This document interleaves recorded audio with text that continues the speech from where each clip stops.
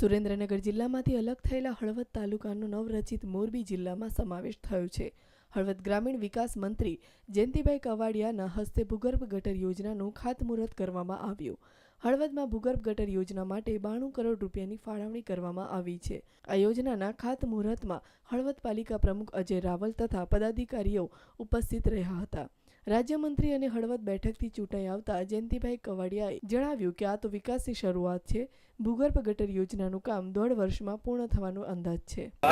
આજે હળવદની અંદર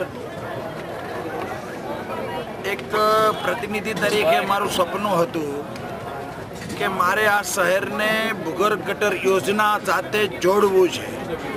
મિત્રો, મને કહેતા આનંદ થાય, રાજ્યના મુખ્યમંત્રીને અને આનંદીબેનને મેં રજૂઆત કરી, તરત જ નિર્ણય લેવાનો।